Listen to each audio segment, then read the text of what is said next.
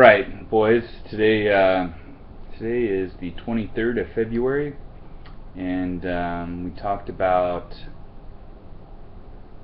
Abram going and getting his nephew back, and he fought against these kings, and he took his own little army, and he kicked butt. So cool, right? Is this on my shirt? Oh yeah, in and out. All right. So we're going to read Genesis chapter 15. After these things, the word of the Lord came to Abram in a vision. So a vision is like he saw something, right? Like you wouldn't normally see. Vision from God. Saying, "Fear not, Abram, I am your shield, your abundant compensation, and your reward shall be exceedingly great." So God says, don't worry about these kings and all your trouble. I'm your shield. God says, I'm going to take care of you. Why?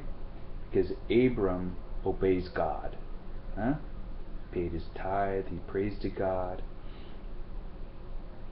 And Abram said, "Lord God, what can you give me, since I am going on from this world childless, and he shall be the owner and the heir of my house? Is the steward Eleazar of Damascus?" So see, Abram's like, God, I don't even have a son. You know how important it is for a father to have a son? I got 3. God blessed me.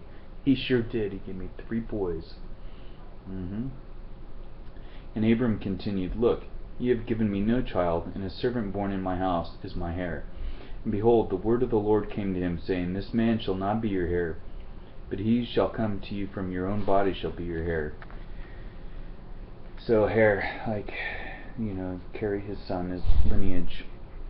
And he brought him outside in his tent into the starlight, and said, "Look now toward the heavens, and count the stars, if you are able to number them."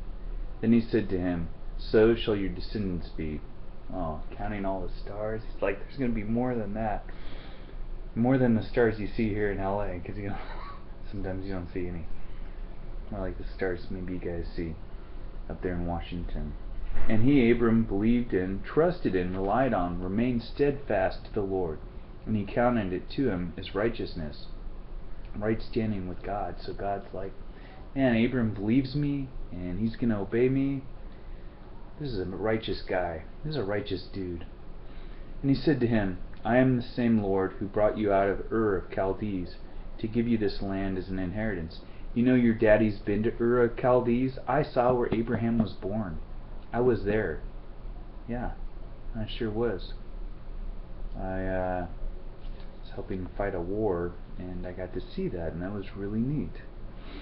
I've been there. It's ancient land. But he, Abram, said, "Lord God, by what shall I know that I inherit it?" So God says, and he said to him, "Bring to me a heifer 3 years old, a she-goat 3 years old, and a ram 3 years old, a turtle dove, and a young pigeon." So, some animals. And he brought him all these, cut them down the middle into halves, and laid each half opposite the other, but the birds he did not divide. So he cut the animals in half, and made kind of like a pathway, except the birds.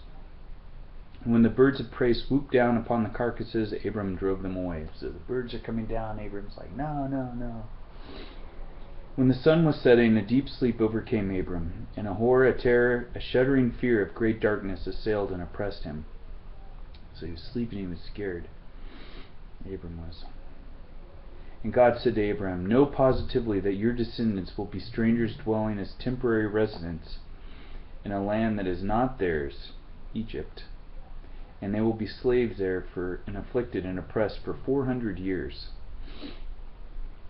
But I will bring judgment on that nation whom they will serve, and afterward they will come out with great possessions." And they did. Just wait, we'll talk about it later. It's in here. "And you shall go to your fathers in peace. You shall be buried at a good old age. And in the 4th generation they, your descendants, shall come back here to Canaan again, for your iniquity of the Amorites is not yet full and complete." When the sun had gone down, a thick darkness had come on. Behold, a smoking oven and a flaming torch passed between the pieces. Oh, a torch and an oven went between the 2 animals, the pieces of the animals that Abram put out there. Oh, wow. But that was weird. On the same day the Lord made a covenant promise, a pledge with Abram, saying, to your descendants I have given you this land, from the river of Egypt, the Nile, to the great river Euphrates. And your daddy's been to the Euphrates too. That's quite a bit of land right there. The Kenites, the Kenizzites, the Kadmonites, the Hittites, the Perizzites, the Rephaim, the Amorites, the Canaanites, and the Jerishites, and the Jebusites. So they all lived in that place. But God says, I'm giving it to you.